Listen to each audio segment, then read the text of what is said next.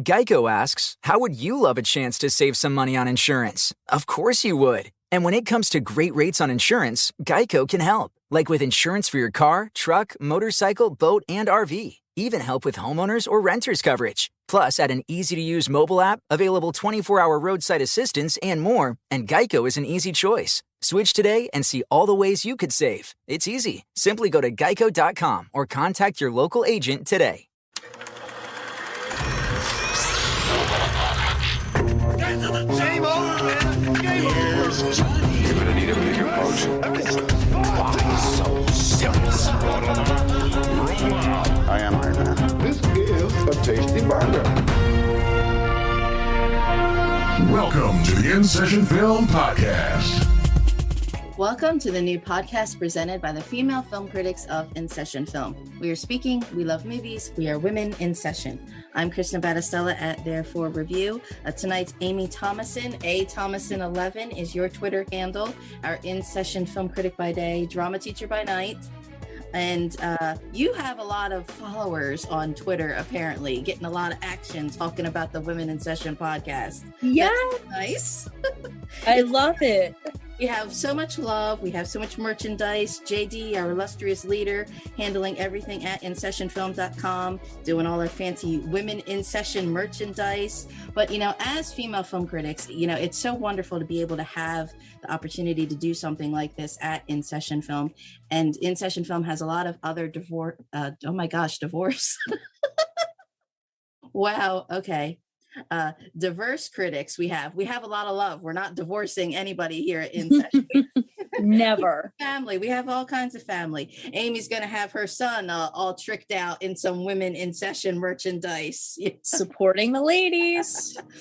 We have such a great group here, and it's so nice that we want to amplify other voices. So our 1-year anniversary will be coming up, and we're going to have some guests and some critic spotlights and interviews, but we also wanted to talk about some Pride films because it's June, and we just love these movies. And I said it'd be nice to have some guests on the podcast because at first I thought, well, we're just women. I'm not up with the terms. We're just, old white ladies. What do we know about Pride?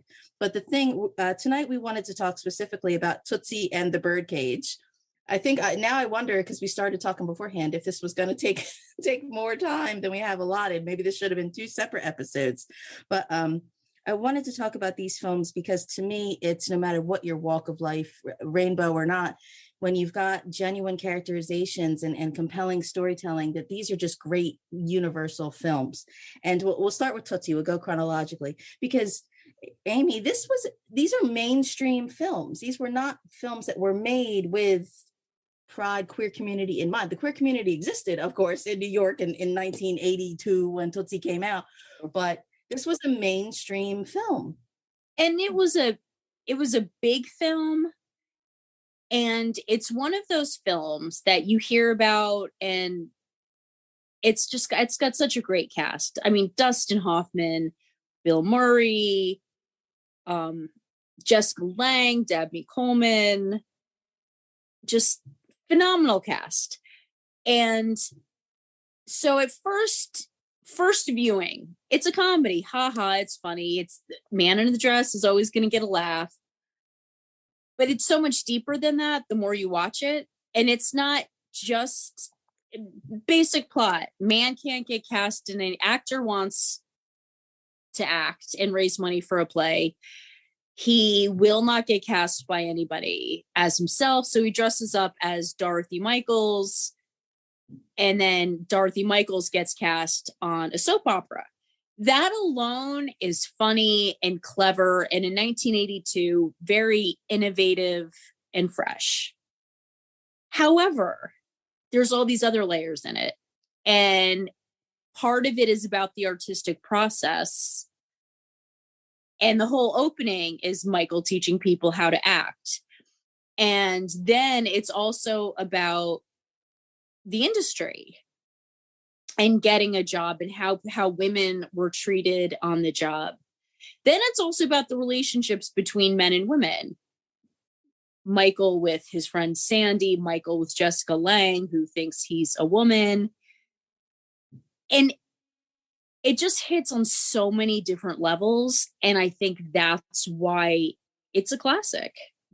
And you say 1982, this was new and fresh, but it's also so almost downright Shakespearean in a way. Very much. And first off, I would not even say, to me, this is not a comedy. It's a drama that has a lot of comedic things in it. And the romantic relationship between Michael or Dorothy with Jessica Lange as Julie, to me, is not the primary focus of the film.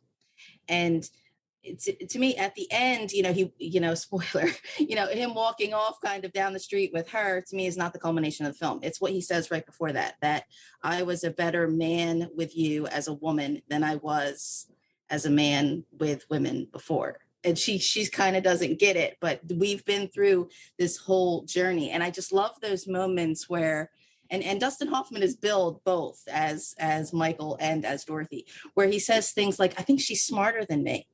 She knows how to stand up for herself and say the right things, and I don't. And he says things like, I wish I could be prettier for her, that she deserves to be prettier. And we started quoting each other, joking, zoom back, don't pull up close, that he's not that attractive of a woman, which again is another thing within the soap opera of the show, that she's Dorothy is like the hospital administrator. She's like the authority kind of woman. And so she's allowed to speak her mind because she's not very pretty. But then it's Julie is just she's the slut nurse. Slut nurse. So she's not supposed to talk back. She's just supposed to be pretty. So there's all these multiple levels of men and women. And of course his roommate is Bill Murray. And the whole reason he's doing this is he wants enough money to fund the play that Bill Murray is writing. Return to the Love Canal. I know, and he's trying to write this goofy play. So funny. And then he can't answer the phone because he's like, well, I can't answer it as Michael. I can't answer it as Dorothy. But what if because I don't want Dorothy. I don't want people to think Dorothy lives with a man. And Bill Murray's like, when you went crazy doing this role and crazy doing that role, I didn't mind, but I'm not going to not answer my phone because you're not that kind of girl. It's so razor sharp. Mm-hmm. And I have to give beaucoup, because you cannot talk about Tootsie without talking about Terry Garr, who owns every single scene she is in. She has me crying. I'm laughing so hard. And her self-esteem is like nothing. And it's so sad to see her like this. And what absolutely destroys my soul is that this movie won very few Academy Awards. It was nominated for all the Academy Awards, but it came out in 1982. So it was up against E.T.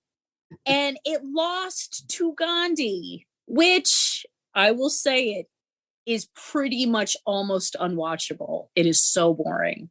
It is so boring. Okay, let's get into some of these awards, because this is interesting, because Terry Garr and Jessica Lange are both nominated for supporting actress. Jessica Lange wins. It's the only thing Tootsie wins for, even though it's nominated for all the big tech stuff. All of them.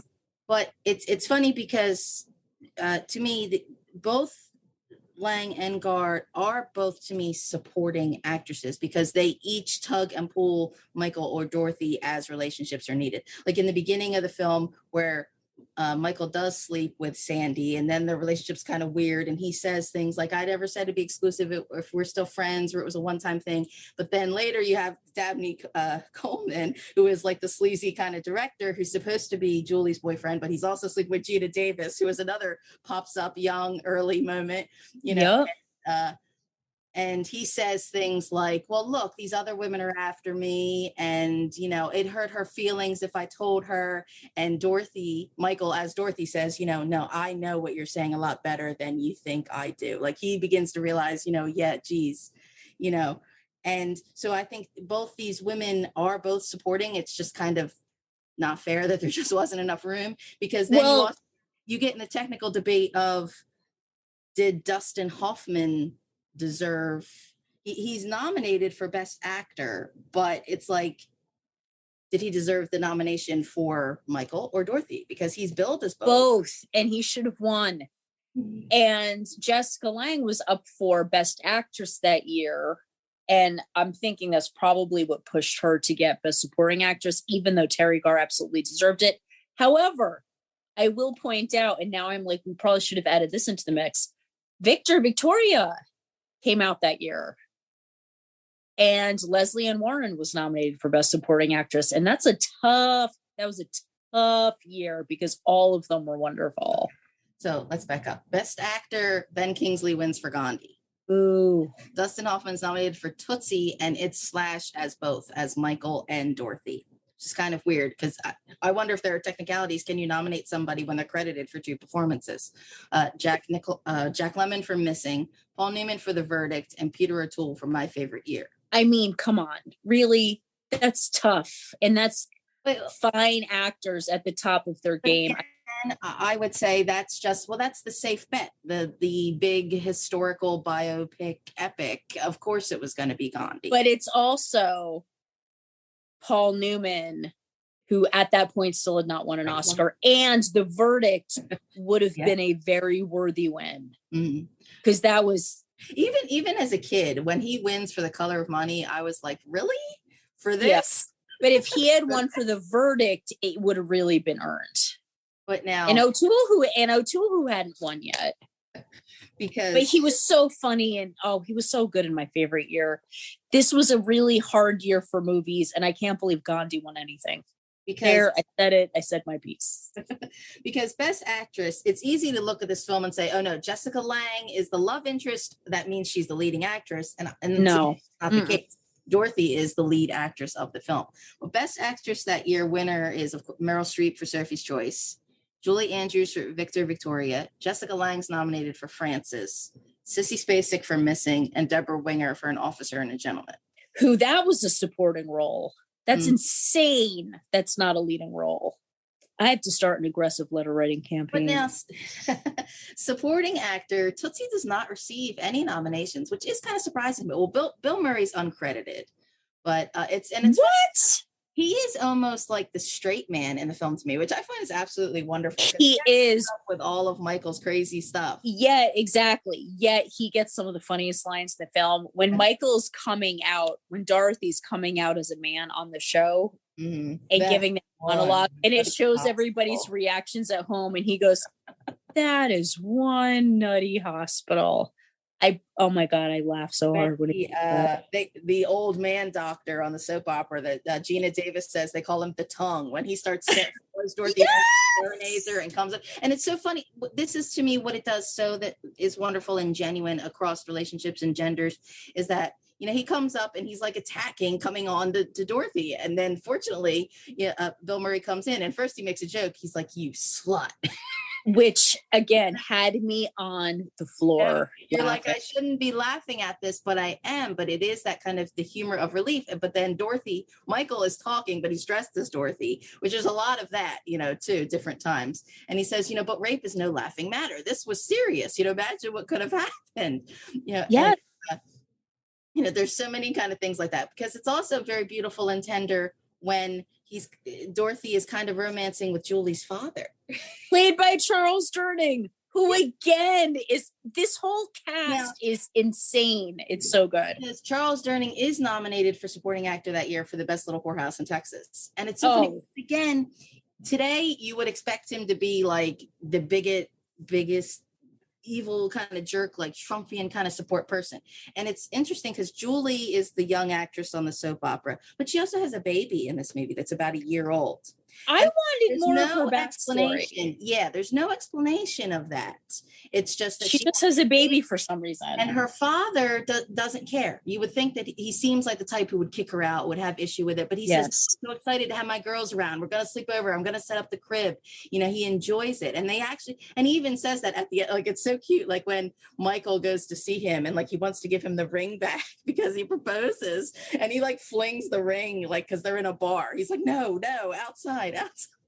But then like they play pool, they have beers. He's like, you're okay company. And just again, this idea that, you can see beyond the person, whether it's whatever sex they are, whatever your relationship was with them, and like when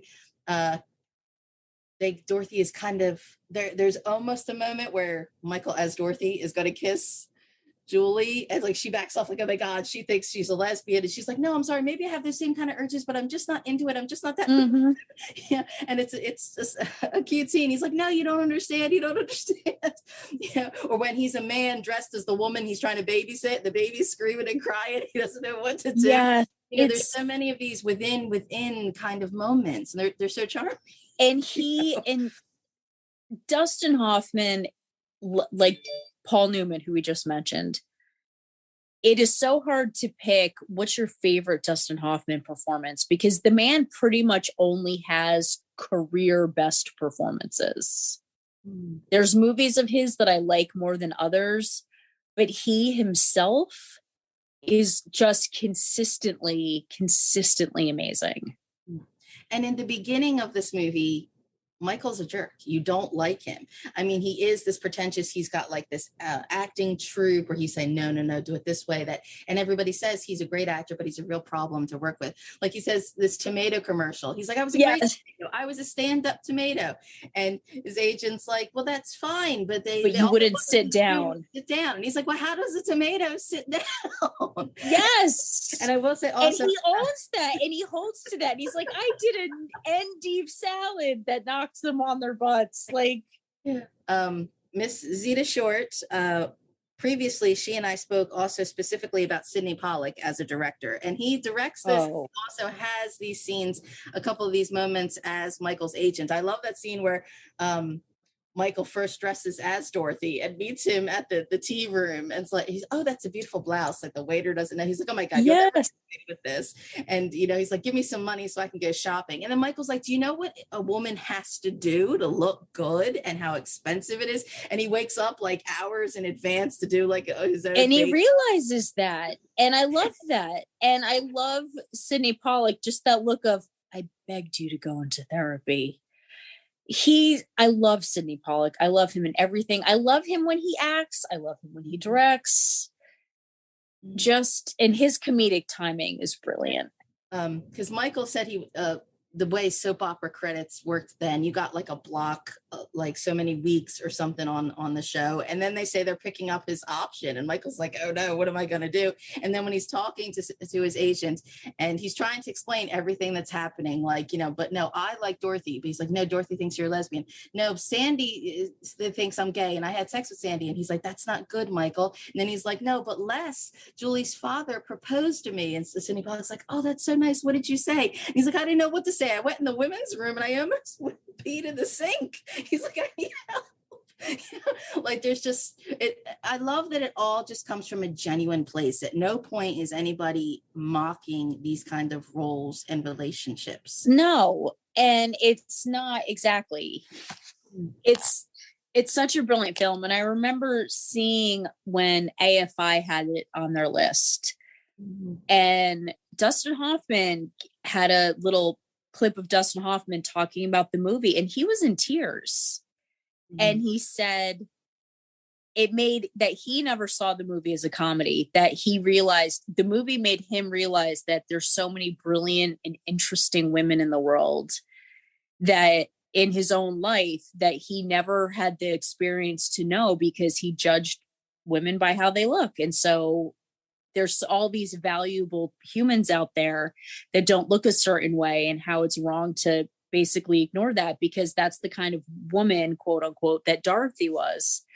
And I mean, he had tears in his eyes talking about it. And I was like, this is why we love you, that it's not just haha, man in a dress. And there are very funny situations. It is truly a very funny movie, but it's a very situational comedy, because it's also very touching. Because there's so much life imitating art, imitating art, imitating life, like the idea that there's a soap within a movie, within a double. And like, there's just also cute little things, like when he's got the fake wig that's set with curlers that he changes at night, but then when he turns over and like the wig doesn't move. Just little things, cute things, like almost discovered. Or when he has to share the room with Gina Davis, the dressing room, and she's in like this little 80s, little skimpy, like yes, teeny bra and panties. And he's like, oh, I give all my girls good tits. tits. And then like he starts playing with an outlet, which is such cute innuendo. He's like, oh, look at this outlet here, like, a sock and plug kind of. And she's like, oh, they got everything here, but then they get these changes in the script and they have to do things live. And then of course it all comes out on TV. Oh yes. In a hysterical kind of moments, the whole speech he goes into within. And then it shows everybody in the booth with the cameras. It touches on everything. And I think doing theater and being a theater major, you see a lot of that with actors and and how when he's prepping Sandy for the audition and then he ends up getting the part as Dorothy gets the part. And then Terry Garr later makes disparaging remarks. Oh, did you see that like fat cow they have as in that role? And he's like, you think she's fat? Like, and he's insulted on behalf of this character that he's playing. But she's like, I read The Feminine Mystique. I know I'm responsible for my own orgasm. Yes! But I'll still be friends with you because I'm a professional and I'm going to get this play done. Like the reversal. She's the so more funny one, but then there's like these moments when it's nice and mellow and Dorothy's having the wine. There are some scenes, again, great, really well directed. And there are scenes where it's not for the male gaze, but it's Jessica Lange with just her hair up loose and she's got a glass of wine and she's wearing like 80s kind of tight little sweatpants. And you're kind of like, this is kind of hot to be kind of just in casual with this woman. And when they have the montage, when they're at like the farm, she's cooking dinner. And the song, I think, is it might be All of My Life is like the romantic theme to me. That's like the only part to me that's very romantic. And I think it's funny because the song is so 80s, like sweeping. But to me, the telling me it might be you is like the hook of the song, not the extra little all of my life that kind of lingers. And he's he's really learning, when it's on the right beat. And she says to him something like, oh, I love a man who would just love to say, hey, look, I think you might be interested. How about I'd like to make love to you. But then when he, as Michael, they're at some industry party together, he repeats that back to her and she just throws her glass into his face. Exactly. And it's true because as a man, as Dorothy, he was getting to know her as a person instead of as a possible sex partner. And I love that monologue. And it's a beautiful monologue. Like I said, I would have voted for Terry Garr that year, but the monologue about the wallpaper and how she has that soft voice. And it's hard to remember because people think of Jessica Lange now and they think of American Horror Story where she plays these very strong, assertive, take no prisoner, and in Feud where she played Joan Crawford. But in this movie, she's so soft. And she has that voice and she's not assertive. She's afraid of her kid's nanny. She's like, I'm terrified of this woman who's watching my kids. I know that she judges me. And I just can't even handle her because she's that soft. And she's talking about this wallpaper and the flowers and her mother. And I don't think this film is dated at all. I think it's completely fresh. But in that moment where it's like the little white poster canopy bed and like the flower wallpaper and that, that's two girls like bunking together. And she says her mother helped her pick out this paper and she's waited her whole life for like the buds on it to bloom. And Michael just kind of reaches out like to just kind of touch her hair a little bit. And it's just this very soft, genuine, like at this point, like, I don't know, like all the who's male, who's female, or who's, dominant maternal or not, like, it doesn't matter. It's like, they're just two people having like this moment together. And it is so touching and genuine. And then like you think then that's when he turns over and like the whole wig with the curlers like shifts. So the timing is right. It's not always up like mocking all these things about him being an ugly woman and in dresses and tripping in the high heels. There's these moments that you're able to have the emotion, and then there's like a comedy beat of relief. And and I mentioned this before because we were also talking about Some Like It Hot in a previous episode of like the Benny Hill stuff, like mocking the women and the joking. And it's funny because this is 82 Tootsie. You would ironically in the Reagan era, so conservative. And of course, and we're back to these obnoxious jerk people in charge thinking that drag stuff is bad, and I find it so ironic because are these the old men who grew up watching Benny Hill, but like Bosom Buddies was around at the time, Tom Hanks, disguised a woman, but it's funny because I dislike Benny Hill, but I love The Kids in the Hall because and again, downright Shakespearean that all the men are playing the women's roles. And it's great comedy because it's like you have like these, they never play it as if they're mocking women. They're playing the female characters to get to the core of what they are because they need to get to the punchline. It's a skit show. These are tight moments. And it comes across as just so rich and so succinct and like, watching stuff from the 90s where they're like, I'm Canadian. It's like an American, but without guns. And you think, wow, they went there even then, and that's what people thought of us even then. Well, look at us now, the way that the comedy is being used from a positive place instead of a negative place, because did I ask you, we were talking before, as little old white ladies, do we have the right to say, this is a good movie, even if it has drag, or this is a pride film and we love it anyway, and because to me, it's a great film. It transcends all of that. Were there any other more 80s drag kind of comedies that you love? Because I don't know, sex comedies were a thing then. Like, well, yeah, I mean, I would, like I said, the fact that the same year Victor Victoria came out, and you have Julie Andrews playing a woman, playing a man, playing a woman, and Robert Preston's character who was gay, and you had Alex Karras, who was a football player, who his character turns out to be gay, and he does not fit any of those stereotypes. Very, again, in real life, straight, very masculine, big, tough guy, and his character didn't fit those stereotypes, and that's 1982. Supporting, and you have James Garner, who at one point is like, you know what, I don't care what you are, I'm attracted to you, and if that means I'm gay, then I'm gay. I don't care, I am attracted to you. James Garner, again, very masculine, very 1950s TV show Maverick, Great Escape, playing a part where he's like, you know what, screw it, if you're a guy, then I will be with you. Leslie Ann Warren is also nominated for supporting actress for Victor. So funny. And Robert Preston is nominated supporting actor Victor Victoria. But Jessica Lange wins for Tootsie. Glenn Close for The World According to Garp. Terry Garr also Tootsie. Kim Stanley for Frances. So it was. I mean, that is a lineup. And I think so many of the movies that came out that year, if they came out other years, would have swept. Paul Newman any other year in the 80s would have gotten an Academy Award for that. E.T. would have swept. Victor Victoria would have gotten a bunch because, and Robert Preston, another straight actor playing gay. And I like that they had more than one different, like I said, it wasn't all stereotypes. And I appreciate that about that movie. But again, very sharp, very funny. And it deals with drag, deals with homosexuality. It's a bit later. It's a more recent film, I would say, maybe 10 years old. But Glenn Close was in a film called Albert Nods that I really enjoy, where she dresses as a man, and just I haven't seen that film that I feel like not a lot of people saw. I only saw it because it was in my list of Jonathan Rhys Meyers films to watch, and when it finally became available or the disc showed up one day, I was like, oh, okay. And I was completely blown away. Like, this is adorable, this is wonderful.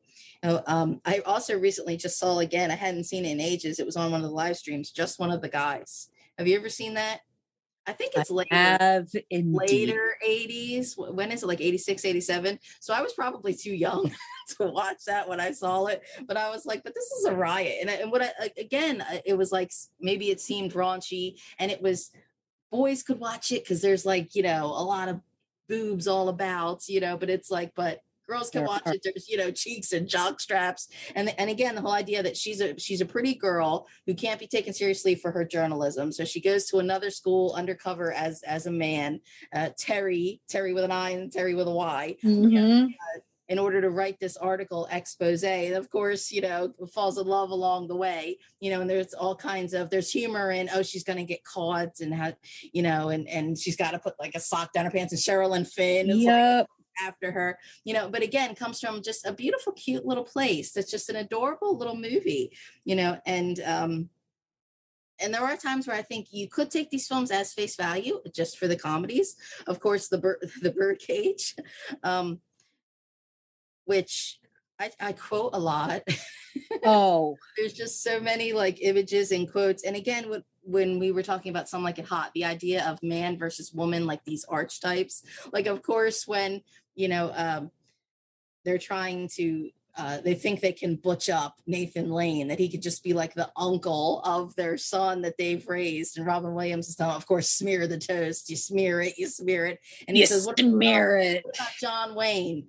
And he said, I can walk. And he gets up and imitates John Wayne. Howdy, ma'am. And walks back. Wigging those hips. He's like, oh, no, was that bad? And Robin Williams is like, well, no, I just never realized John Wayne walked that way. And when they're trying to talk about football, he's like, oh, I feel so bewildered, betrayed. How do you think I feel? And he's like, was that wrong? And he's like, I'm not sure. I don't know. It's adorable film. Again, a remake of a French farce. And I will say to people, if anyone ever asks you, is there ever a case where a remake is just as good? I offer you the Birdcage, because you also have Mike Nichols directing, and Elaine May wrote the screenplay, which for some reason I found that out way too late in life. And I was like, that's why it's so funny. And that you have Robin Williams almost playing the straight character in a comedy. And God bless him. That's probably one of my favorite roles that he ever did. And talk about a movie devoid of Oscar nominations. Everything about that movie should have been nominated. Screenplay, director, picture, actor. I'm looking at this now because Tootsie is nominated for a lot of things. Tootsie is nominated even for picture, screenplay as well, which to me, I don't understand how it did not even win screenplay. Who did it lose to? Gandhi. I swear that movie, unwatchable.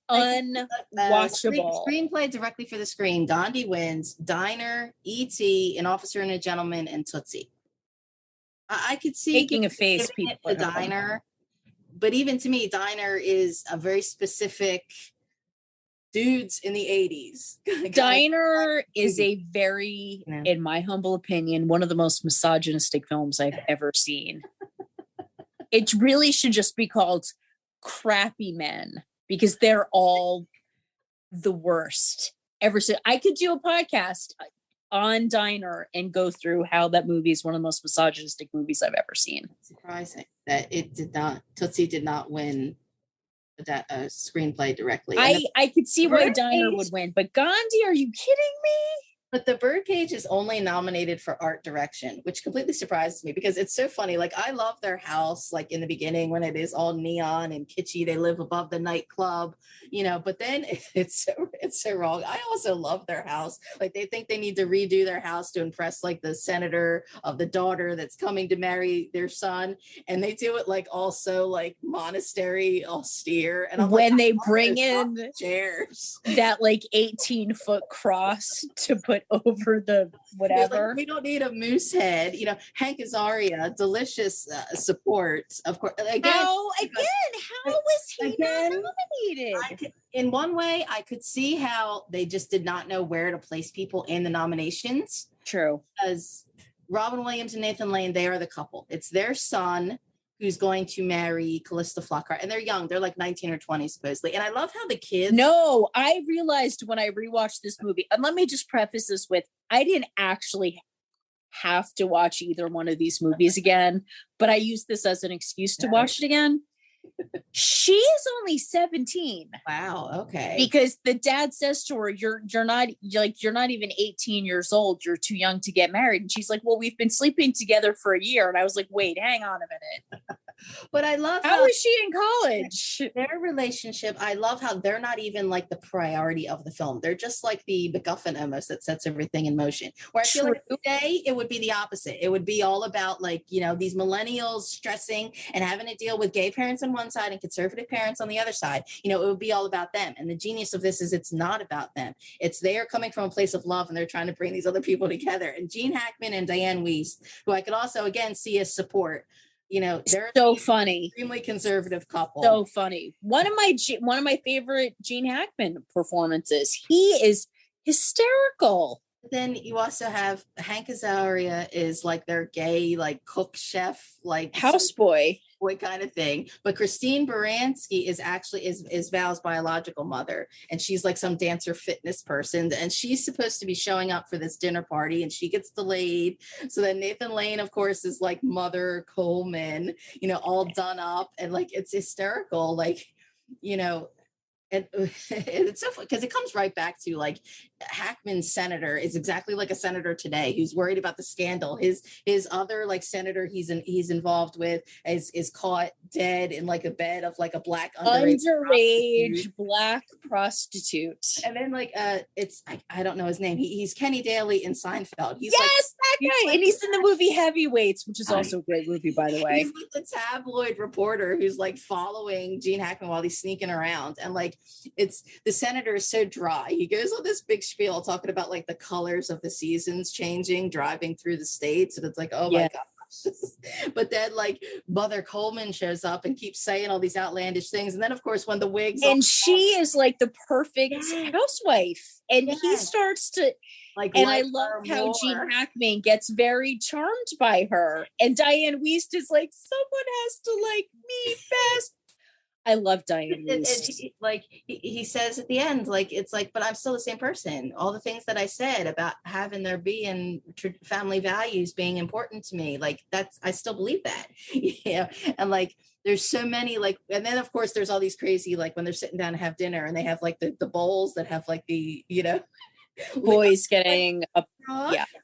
Like there's so many cute little things to see, and again little moments and funny, like when you watch the trailer, the scream and the I pinched the toast, I think and the fussy yes, Madonna Michael Kidd. I think those things are what get you in the door, like Tootsie. I think at the time it was probably, Dustin Hoffman, our greatest actor, The Graduate. Well, now he's going to play a woman. Like that was the hook to get you in the door. Mm-hmm. Even though, like I said, that was for mainstream, even though there obviously had been a big New York gay scene the whole time. I love Dark Shadows. They talk about, the whole gay theater scene in the 60s, 70s in New York, but then in the 90s, the Birdcage comes along and it is the gay couple.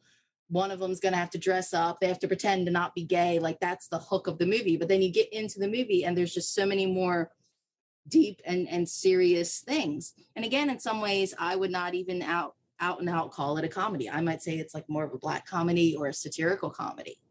Because to me, I think that the deeper issues of, the idea that they're having to pretend, and Robin Williams has serious moments of saying, I'm like a fat middle-aged gay man, and he's worried about signing like the paperwork that paternity, not paternity, palimony agreement. Yeah, that make sure that like that Albert will have like everything if something happens to them, like all these like tender moments, and even at the end when Val's like, these are my parents. Yeah, this is my mother.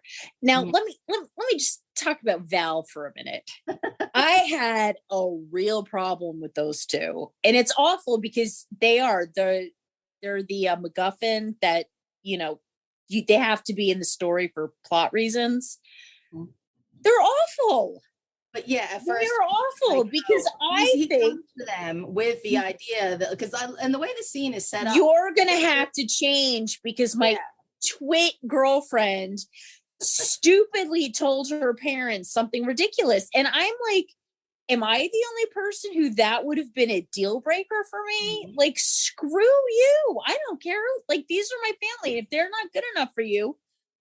And the other day when I watched it, I just had this moment of like, because it's all kind of comes out when Val's real mother finally knocks on the door and arrives, and there's a mix up, like, oh no. And part of me could just be like, you know what, why did they gloss all over this of like, yes, this is his biological mother, but this is my father's wife, this is the one person who raised probably me. Because they were harping so hard on family values, and that would be but then weird. Of course, there was a divorce. All of a sudden, the news crews show up and all the scandals, they're all hiding out. And then, of course, it comes down to the big, oh, hey, guess what? Gene Hackman has to get in drag in order to come out of the sneak out. And that's it's so clever. But like I said, it still burns my toast when Val is like, that he would rather have his biological mother, who's never done anything for him at this dinner, than Albert, who helped raise him.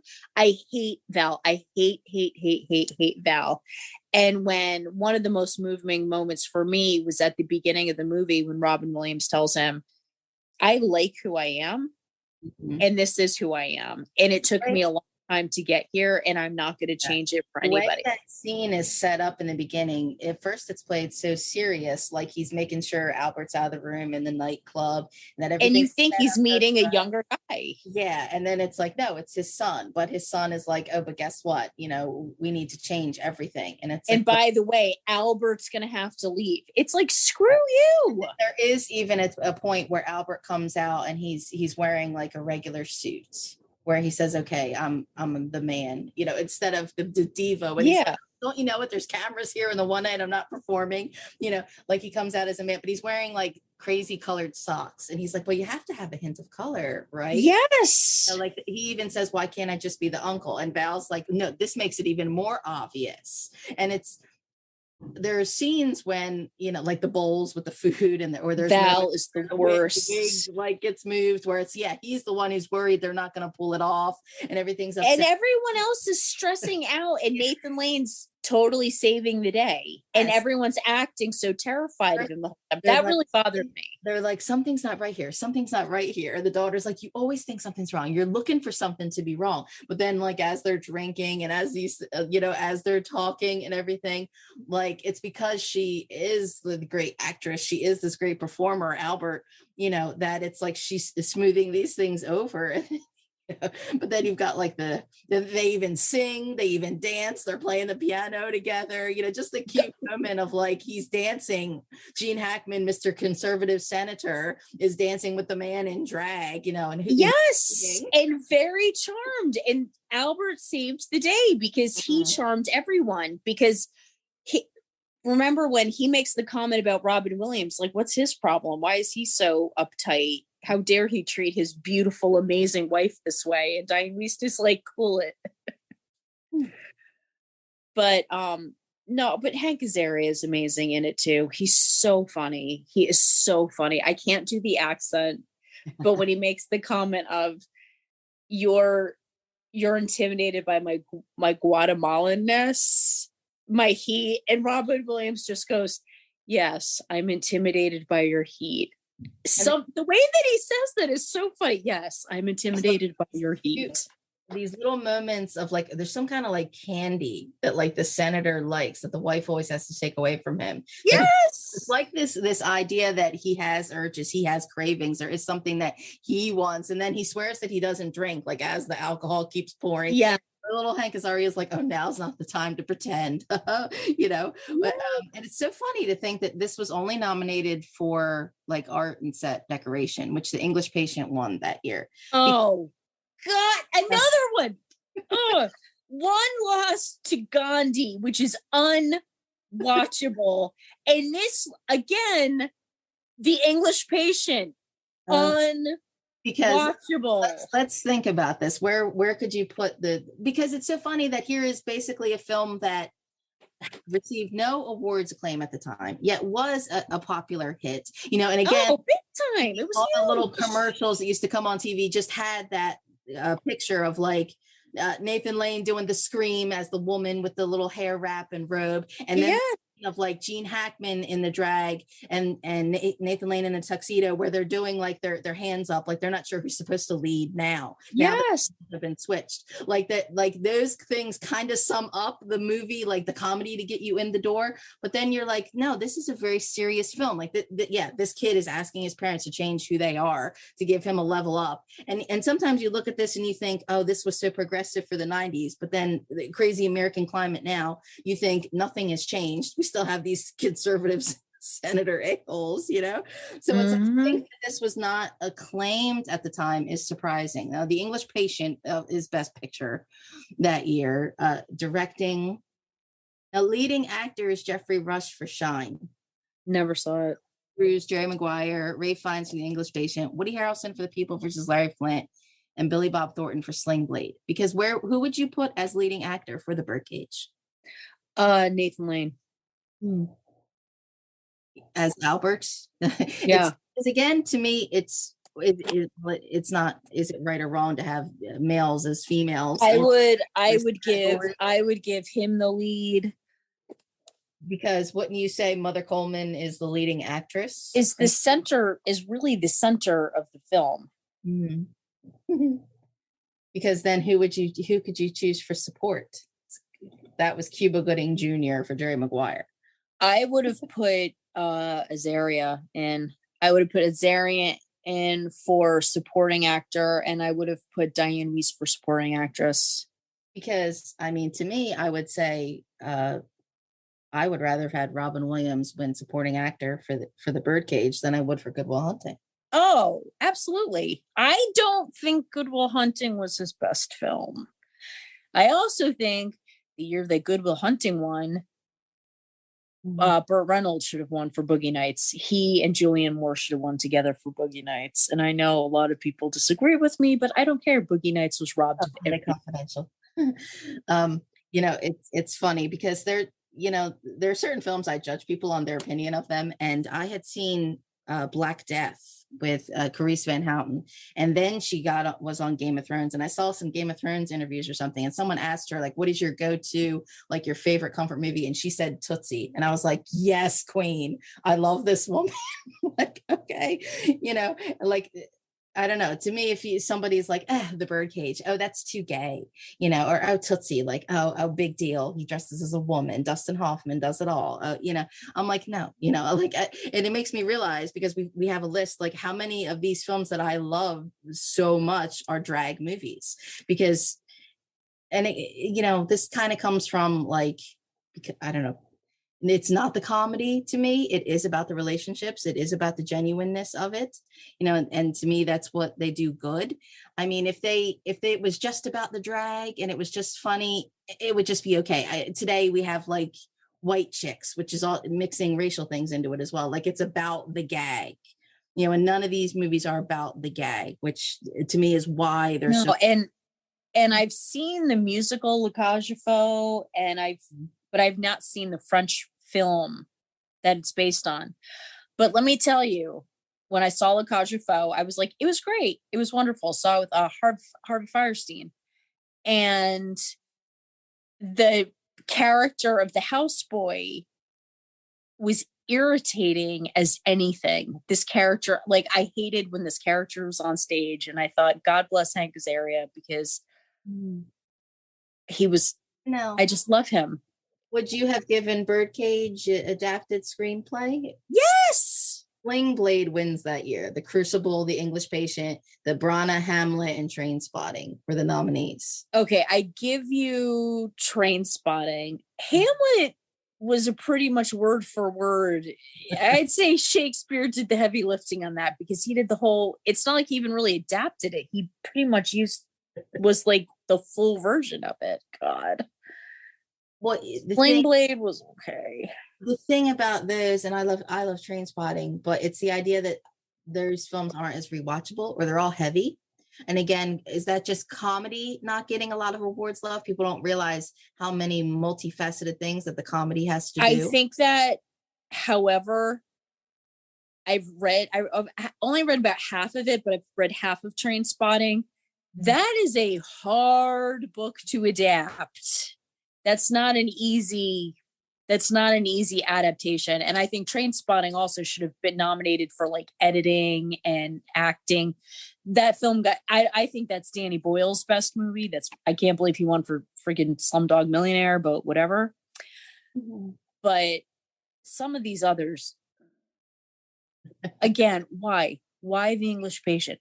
Why did the movie win awards? It's terrible. Something like the Tootsie and the Birdcage are mainstream comedies that anybody could watch. You could watch these as family movies, and something, and the kids can just enjoy the lark, But the idea that these are also very smart films. In some ways, the comedy is also very highbrow because they deal with some of these relationship and gender kind of topics. I love that the dialogue often does a lot of double duty, or there's a lot of nuance kind of things to it, and these are the kind of films I think the more you see them, the better they get. I mean, for every punchline, there's a lot of read between the line things to see as well. And a lot of credit to the artists that make them. And again, I didn't know this. I didn't realize, honestly, until a couple of years ago, that Elaine May is the one that wrote the screenplay. And I was like, that's why it has all those levels in it. She is not a dummy. She's a brilliant screenwriter. I don't know if, and that's why it has all those levels. And the fact that you have really fine actors. Nathan Lane is one of the greatest stage actors of all time. Robin Williams is amazing. Kristin Baranski has theater training. Like these are really the best of the best to put this movie together. And Gene Hackman has a great comedic sense. Yeah, he's basically the villain, and we hate what he stands for, but we can't hate the character. I would say more of an antagonist. We like seeing him get his due, that he deserves the comeuppance. But he does get the comeuppance at the beginning of the movie a little bit, that he's this coalition for moral order, and then finds out that his co-partner is a dirtbag. And that's kind of it. And I love that he's humbled and that they are trying to charm the family, and they're hoping that the Colemans will accept them because they are currently involved in a scandal. I like that in there. And that he's hard, but he's not a bad guy. In real life, someone like that would be a bad person. Yeah. But it's nice to see him sort of like open up his eyes and be like, whoa, wait a minute, what's going on? I didn't realize that Mike Nichols was an EGOT winner.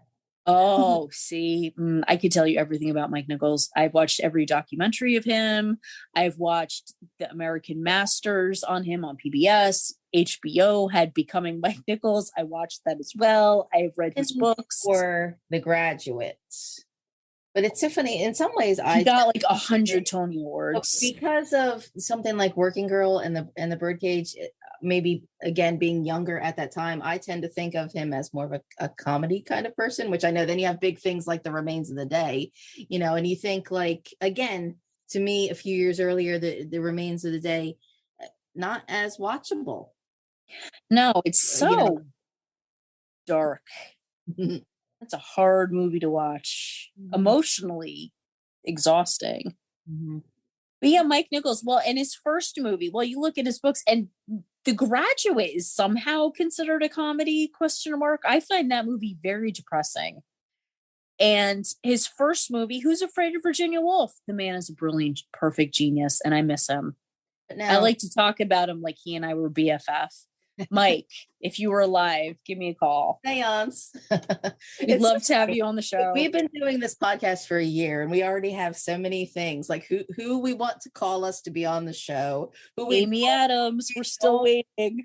Don't want to call us to be on the show. Who we would seance if we could to be on the show. Mike from Neighbors, though.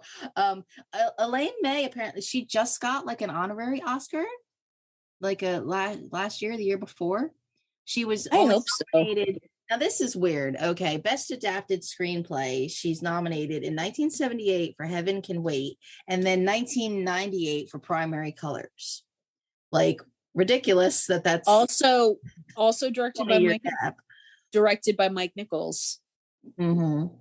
And they also, they also revolutionized comedy with all their improv stuff. Mm-hmm. I mean, I can't with them. They're just too perfect and wonderful and amazing. And the world is a better place because they both exist. Not getting their just due, of course. And, we actually have not written about a lot of these topics. I've written about Priscilla, which we're going to talk about that in the future as well with some guests. But our illustrious Mr. Brian Rowe, he wrote, actually, not that long ago, a film at 25. He wrote an essay on In and Out, which I actually don't like as much. To me, it's I Love the Birdcage. To me, my opus is Priscilla, but In and Out, I was like, I feel like it fell for too many of the gags. But you love Kevin Kline. I do. And the fact that at the time it was very timely, because wasn't it based on Tom Hanks winning for Philadelphia and Tom Hanks in his speech thanking his gay drama teacher? Mm-hmm. Yeah. And I think Matt Dillon was funny in that. And I think, as always, Joan Cusack. I love her. And it's very sweet. And I love, again, how it just makes me happy. I don't think it's as brilliant as like Tootsie or the Birdcage, but it is a very, very sweet movie. And it is very, very funny. And am I alone? Kevin Kline is super charming. Because it's interesting that I mentioned briefly Bosom Buddies. Tom Hanks, one of his really early roles, they have to dress as women. They can't live in a building unless they're women. Yeah. And, would you say that is, high art from Tom Hanks? No. But the idea that, again, he wins, of course, for Philadelphia, but then we're talking about really great drag gay films that did not win awards. And is it purely a comedy versus drama issue? With these, yes. And if you're in the mood for Gandhi and the English Freaking Patient, which should have been the year of Fargo, but we won't go into why Fargo should have won everything. Yeah, it is. I think a lot of it is because it's comedy. And it doesn't really get respected. I'm surprised that, speaking of which, going back to our beloved Some Like It Hot, that Jack Lemmon was nominated for a comedic role. But look at what it wasn't. But look at what Some Like It Hot wasn't nominated. And again, what won that year? A big, huge epic. Except Ben-Hur is thousands of leagues better than Gandhi, because you can actually watch Ben-Hur. Yes, it's so funny. Like the way, there's there's like Armageddon and Dante's Peak. There's often times, or Olympus Has Fallen, and what was the other one with the White House Down? There's often these dual or similar scripts going around in Hollywood that kind of come out at the same time, and there's always one that's a bigger and one that's a lesser. I mean, I adore Priscilla. We'll get into this on another episode. But then you also had the Tu Wong Fu, Julie Newmar. But you already had the Birdcage in '96, and then In and Out comes out in '97. And to me, for the things that I feel like In and Out comes from the wrong viewpoint. And to me, by that point, it's like, okay, you had Tom Hanks already win for Philadelphia. In '97, when you have In and Out making like the kind of wrong choices, I'm like, you should know better by that point. The irony is, of course, now 25 years later, we still don't we still don't make films that come across with the right points. But to me, these are classic films. Tootsie and the Birdcage, they get the comedy right, they get the characters right, they get a lot of the issues that they're trying to present about gender and cross-dressing. I mean, if I'm right, correct me if I'm wrong, I don't feel like there's any scenes in the film that get a big laugh by saying something like, "Oh, you crazy transvestite," or "Oh, like this," or discussing terrible things. What I mean? And what I always love about the Birdcage, and La Cage aux Folles does the same thing, is that while it is the jumping off point is these young kids getting married, it's about love, and it's about something that I feel like is rarely seen. It's about the enduring love. That he and Robin Williams have been together forever, and they know each other's all of their little quibbles and what to say and what to do. And I love that. And in some ways, that's really, for me, at my age, that's what love's about. It's that enduring love. And even at the beginning, when Nathan Lane's being so dramatic, Robin Williams knows all the things to say, because you know that they've been through this before. Albert, come on down. No, I love you. And just, I just love it that they just love each other so much. I think it's cute that the gay is the priority of the film, like, because there's these running joke about whether their name is Coleman or Goldman, and then when it's all revealed, it's, by the way, their name is Goldman and they're Jewish. And as the credits are rolling, you've got like the double wedding. And then it's who's sitting on what side, and you know, the senator's like embarrassed, but then one of the drag queens is like, oh, Bob Dole, oh, how cute. You know, like, yeah. And then that's the only thing that didn't ring true for me. I'm like, no, gay men would not find Dole hot. No one finds Bob Dole hot, and I mean that with all due respect to the late senator. That the movie ends not contrived in a positive way. It ends with like, there is still like multiple things happening, that yes, the kids are getting married, whether either set of parents wanted them to do so or not. Yes, they're having a combined religious ceremony, you know, whether it doesn't matter who's doing what religion, kind of thing. Like how there were multiple like hoops and issues, things that you would seem to be difficult hurdles that are overcome by the end of the movie, you know, which I just think is so charming. It is, and that but and the we are family being the song as they leave, it's beautiful. Mm-hmm. I mean, now you can it's, you know, it's kind of funny, it was based on something, there was never a sequel, because, and I'm glad yeah, it needs to exist by itself. Yeah, the idea that you can imagine what Thanksgivings are going to be like with this blended family now, like that's enough. Mm-hmm. You know?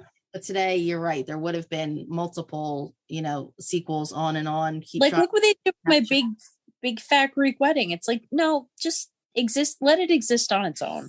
Yeah. Are these some of your favorite comedies? Do you necessarily categorize them as your favorite drag films? I only thought this recently because no, they're both on the Amy. I watched these all recently all together, so I'm like in hot and like, because I was immediately like, I need my comfort movies, this is what I'm watching automatically. And then I was like, wait, I really have like a really selection of subset of drag films that I really love. I do, and for me though, I don't quantify them that way. I just think that they're great movies. I'm like, no, these are just great hysterical comedies, and they make you feel good. Mm-hmm. They really do. And I'm also considering Billy Wilder. If we could call you, we would. Seance. Some Like It Hot. Feel good, so good. Not because there's so many like belly laugh moments, but because there's also just such touching, genuine, charming things to them that are just memorable, that stay with you, you know, that are adorable. I love his whole scene with Kristin Baranski. Yes, when it's like, she was like, he's like, what the hell, I'll try it with a woman, and he knows exactly how long it took, how many times it went, and they do the little toast and they're dancing, and they do that little dance. It's so sweet. Albert is like upset, like sitting out there waiting, you know, and then like tries to drive home like with the parking brake on or something. And how and the thing that I also love is how, and first of all, how could you not love Kristin Baranski? I love this woman. Kristin, give me a call. I love you. My mother loves you. We all love you. She's my favorite part of Mamma Mia. She's when she is in something, she's usually one of my favorite parts because she's amazing. But their chemistry was so sweet. And when she talked about how masculine he is, they have her say, your chest hair is so handsome. It's so masculine, and how she seduced him. I like again the idea that she's dominant, she's got her own business industry, like some kind of fitness dance. It's like a booming industry, and that character gave up the child. If you didn't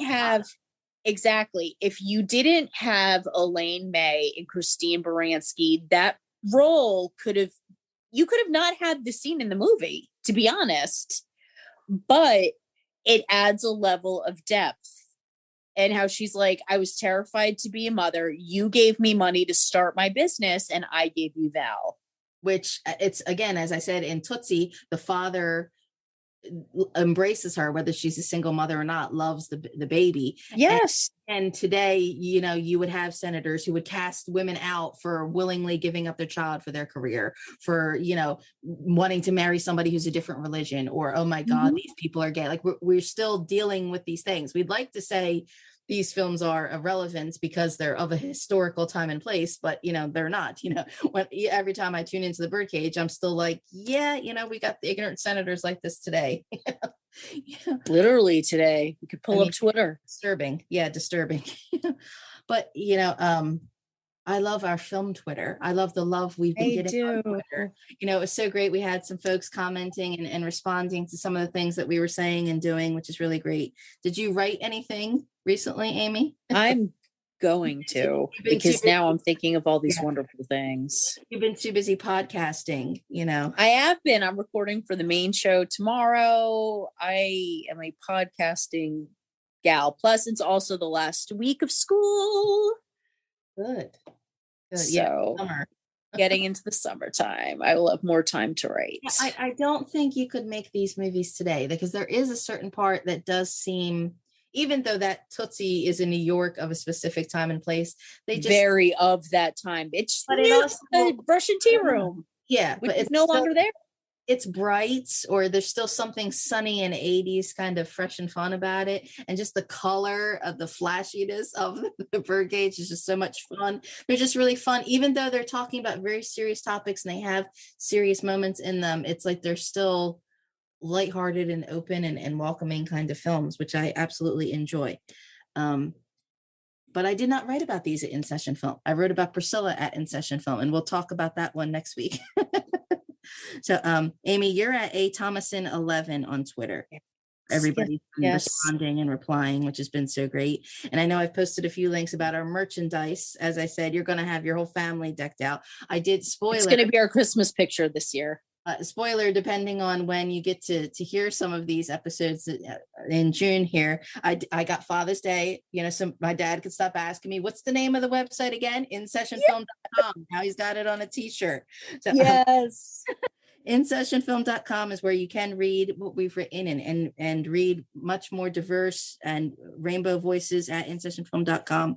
At InSessionFilm on Twitter. They have Patreon as well with some bonus content. And you can see some of the folks on YouTube. You're going to be able to see Miss Amy, depending how time works, time and technology. You're going to see Miss Amy Thomasson on our flagship podcast.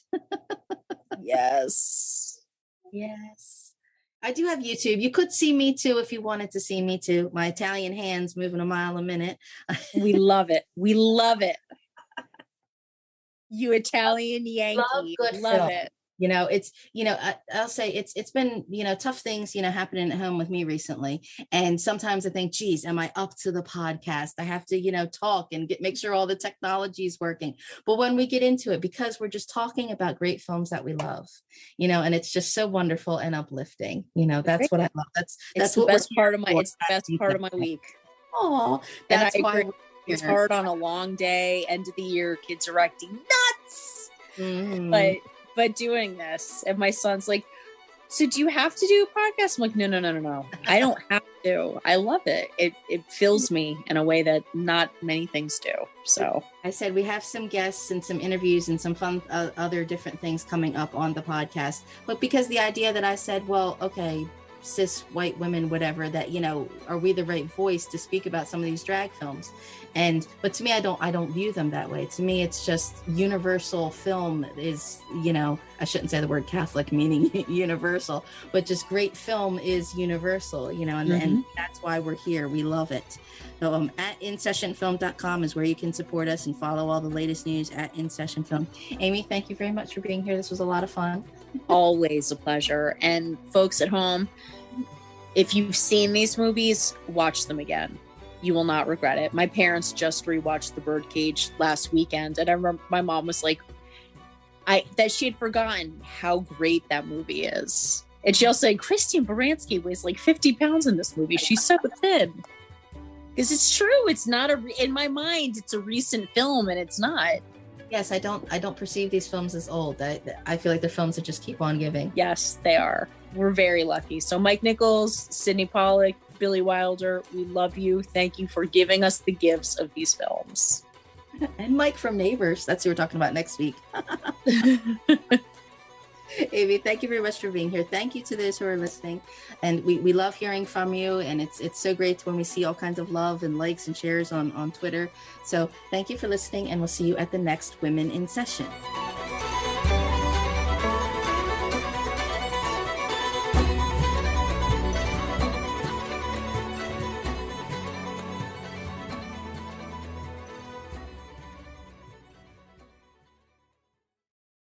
It's always the right time deal. Hey, want to go to Mickey D's for lunch? Ooh, let's go now. But it's not lunchtime yet. If we're going to McDonald's, it's always the right time. Yeah, it's hard to argue with that. There's a deal for every lunch hour at McDonald's. Now's the time to get 2 for $3.99. Mix and match a 4-piece McNuggets, a McDouble, a McChicken, or a hot and spicy McChicken. Price and participation may vary. Cannot be combined with any other offer. Single item at regular price.